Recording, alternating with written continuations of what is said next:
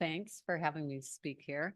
Today I'm going to talk about the stinkwort Adaptive Management Control Program at Naval Weapons Station, Seal Beach Detachment, Fallbrook.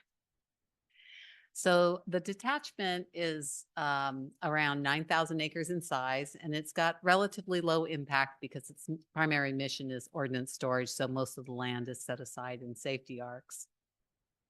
It's in a biodiversity hotspots. And so the conservation managers there are alert to the potential effects of stinkwort on their conservation targets and on their conservation grazing program, which is a big part of their management, and as well as the potential impacts or the potential for livestock operations to spread weeds and also create improved habitat for them. So I wanted to just start with this precipitation data as part of the background because it, even though we have driven numbers of stinkwort down, the annual amounts of stinkwort and populations that we see reflect the annual precipitation. So we started in a couple of wet years. We had some very dry years followed by a very wet year.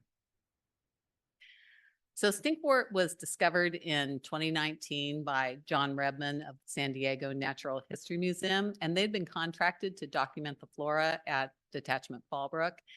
The conservation managers at the base jumped into action. They got it was the first time it had been reported from the base, and so they got pest controllers to start treating it, but then a month later, another population was found, and then a couple more. And so they decided to continue treatment while developing an adaptive management program.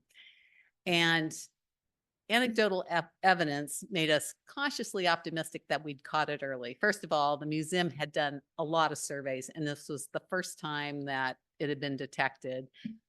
The places that we found populations, there seemed to be plenty of unoccupied but suitable habitat.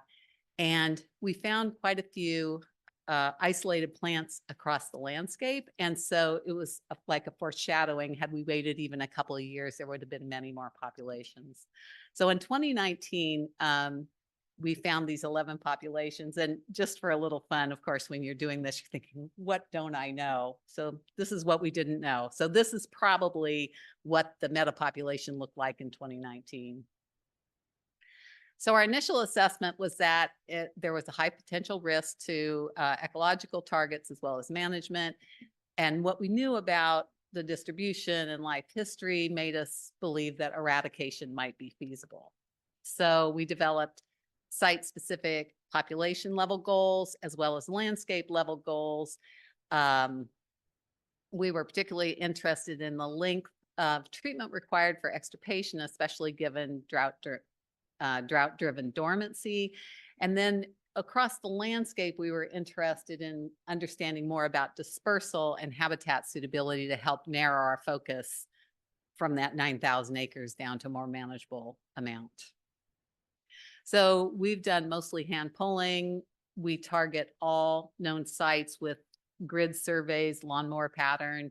Our landscape level surveys cover all the roads, and then we have a lot of ad hoc reports. And as other people have mentioned today, our methods a cornerstone of our methods are these repeat visits, and we have cumulative coverage targets that we achieve 95% coverage of our sites, and that that 2 or more times we cover 60 to 95%. So we're really serious about that.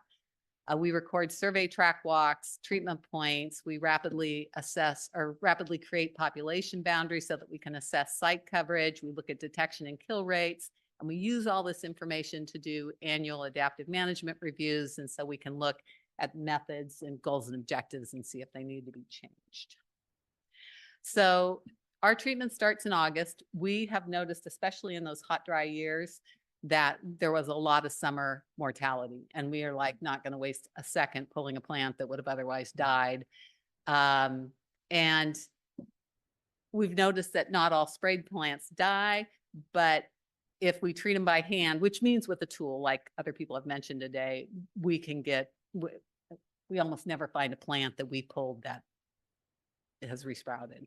And I'd also like to mention that we believe that broadcast herbicide application may create disturbance that stinkwort can exploit. And one of our most problematic sites, our most problematic site, I would say, was treated for another weed with broadcast herbicide application for multiple years before stinkwort invaded and became one of our largest populations. So these are our lawnmower surveys. We assume that we can detect all plants within 2 meters of a track walk. So when we try to line up 4 meters apart, but it can be difficult to walk straight lines. So I just wanted, this is just a little hack, but we use pin flags in the field to help direct the surveyors. And then we get much straighter lines. And you can see the little V's in the line, and that's where the surveyor comes to a pin flag and then moves it over to the next line. So these are much faster and we get much better coverage. So the way we create population boundaries is we buffer each plant by 5 meters and dissolve the overlapping boundaries. We buffer our track walks by 2 meters, and then voila, we identify unsurveyed habitat by our definition, and so then we can target it. So just a few definitions here.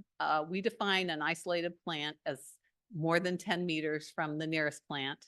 We define a population as 2 or more plants, all of which are less than 10 meters from the nearest plant. And we sometimes use the term population complex, where we have isolated plants and populations within a contiguous habitat area. And so then we overall, we can use the term population units, which refers to both populations and population complexes. And that's a little messiness that comes from trying to figure out how to collect our data, doing our adaptive management, going, oh shit, this is a little different. So thank you for nodding. I appreciate this. So where to look in the larger landscapes? Of course, we look at suitable habitats. And I will say we have a native habitat that seems very suitable to stinkwort without disturbance. And that is, it's Disticus, Eremocarpus, and ambrosia. Thank you, John. And ambrosia. And it's a little wetter. It's on the wetter end of the gradient, but that gets invaded by stinkwort without disturbance. So what we found so as a heuristic for dispersal, we looked at the distance between isolated plants and the nearest known population, and we found that 92% of the plants were within 200 meters of population. So we don't thoroughly survey those areas, but we look for disturbed areas within those 200 meters, and we try to keep an idea out and realize those are the areas we're most likely to find plants.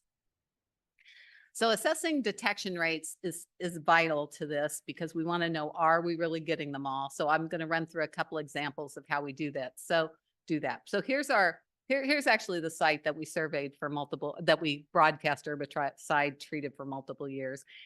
And our first survey in 2020, we removed over 2,500 plants. And so then we wanted to validate that survey, and we did it right at the end of the season in the beginning of November. We still found 101 plants. And so we were pretty convinced that we had not gotten all the plants. So we crammed in a third survey, but we didn't have time to do a complete coverage. So we did random plots and transects, and we still found a disappointing 27 plants. But we used that information to try to estimate what kind of future populations we might have. Another way that we assess detection rates, and probably everybody that's worked with stinkwort has seen these little seedling shadows in the field, and you're like, shoot, I missed a plant there. But here's an example of an area where we've treated stinkwort for 4 years. Here's 4 suspicious patches. Here's a zoom in on one, and you can see just by the numbers that we probably missed one. So in 2019, there are 2 red dots. In 2020, there's 1 on the south end of that. And then in 2021, there's 26 plants. So even as we were in the field collecting the data, we're like, we missed one. And we found the dead body where the pink triangle is. But just to point out, this is one of the ways that we validate whether we've gotten all the plants. So then, but validating landscape level surveys is much harder, because it's a little more amorphous areas. The edges aren't so completely defined. But this road gave us a good opportunity. So in our initial treatments in 2019 and 2020, we treated over 2,700 plants along this 4-kilometer stretch. And I'm saying 4 kilometers or 10 to 20 meters on either side of the road. we found 27 populations and 16 isolated plants. So our assumption was any undetected plants will generate tens of seeds at a minimum the following year, since tens of seedlings, could be more. But at least some plants in a wet year like this last year would be much larger and so therefore easier to detect. Because what happened was in 2021, we found 0 plants. That did not reassure us. I was convinced we missed plants. And then I'm like, oh, that evil drought-driven dormancy, what's that doing to us?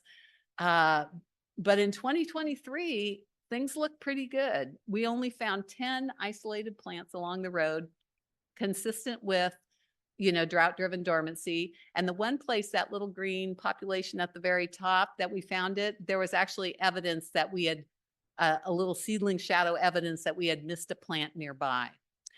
And so we concluded from all this that we did not miss isolated plants or new population units in 2020 through 2022 because they would have been visible groups of plants by 2023. And so we'll validate this in 2024.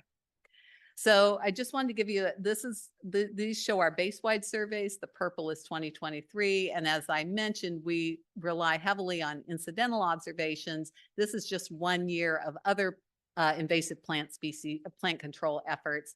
And these yellow X's were done by a single person who was our land manager, one of our land manager collaborators. And in the process of doing the rest of his job, he's got a great stinkwort image. He drives down the road. If he sees one, he jumps out, removes it, documents it in INAT, and then goes on about his job. And then one of the team comes back and does lawnmower surveys and looks more carefully within a couple 100 meters to see if there's another plant. But this was amazing. And I think he found 12 new isolated plants this year and 9 populations. So this was amazing. Shout out to Ryan. So this is a pretty slide with lots of numbers. So I'm going to try to take you through some of the most important points on it. It shows our results year by year.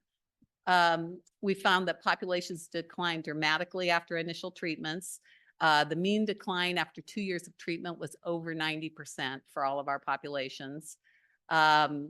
We saw a big uptick after the dry years. We saw very few new population units or isolated plants. We saw an uptick in 2023, but I want to point you to the second line. Those 26 populations we found in 2023 were much smaller than the 27 we found in 2020. They yielded only 700 plants, whereas the ones in 2020 yielded almost 4,000. So we're catching things early. And these I call potentially extirpated, but I got a little nervous after Miranda and Jen spoke. But these are plants that have had these are populations with no plants detected in the last 2 years, including the very wet 2023. And that's 17 of them. 7 of them were plants that had just a few scattered, or populations that had just a few scattered plants. And I assume these were drought dormant seed. But these represent 65% of the population units that we found in the first 2 years. And in addition, 91% of our sites, the sites we have with isolated plants, appear to be extirpated as well, and likely because a single seed dispersed and we got it. So I've talked a lot about repeat surveys, and I wanted to talk about how we looked at the cost and benefit. So at the Quarry Pools site, our initial treatment was extensive, took us 29 hours, and we treated 728 plants. So then, of course, per our protocol, we went back for a second survey. We spent 3 hours. We only found 5 plants. But I'm here to say it was worth it. And we do a little calculation for offspring potential. And basically, it's a weighted average given the size of plants after multiple surveys, because the size of plants after multiple surveys is very small. But even so, we estimate that each of those small plants can produce 66 offspring. And so this is enough to restock half the population. So that's my little cost benefit. And then, of course, we were interested, where's our highest risk in our big 9,000 acre landscape? Well, it turns out that it is the only road that everyone's allowed from Camp Pendleton can drive through the base. And Camp Pendleton, they have really active weed management, but they do not prioritize stinkwort. And so 30% of the isolated plants and 30% of the new populations we found in this year of 2023 were on this road. And I will say that it's a little tough. We survey along the road, but it's tough because they mow it all the time because of their security requirements. So we're looking for you don't see them.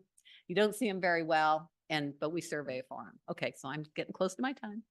But what we have concluded from this is site level eradication of populations is feasible, but they require thorough repeat surveys because multiple misplants can easily, I mean, just even a few misplants can restock the population and expand your population footprint.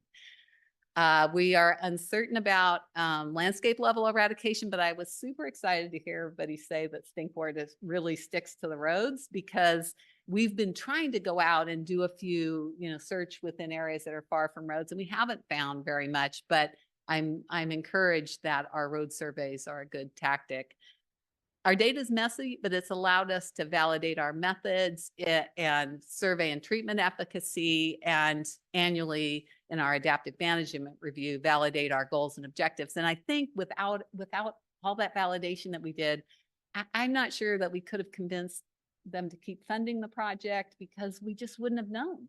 There would have been so much we didn't know. And I want to say the field time investment has declined significantly.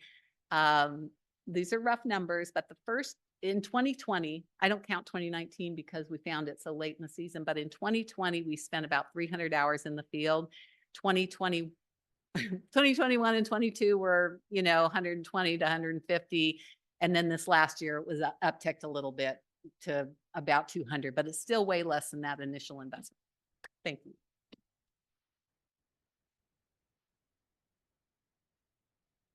Thank you very much. None from online. Are there any questions from the room?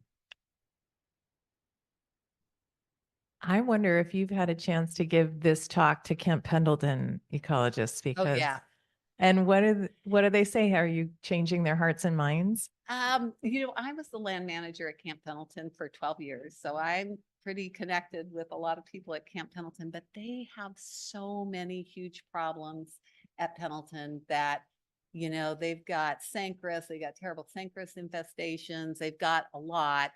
And I think they listen to it. And so one of the things I think we've shown is if you have a problem that is compromising a conservation goal, we can tell you how to most cost effectively eradicate that population pretty rapidly. And so they are listening to us, but they've just got a massive program. And, we'll just have to see where that goes, but we definitely give them that information. Any other questions? Great.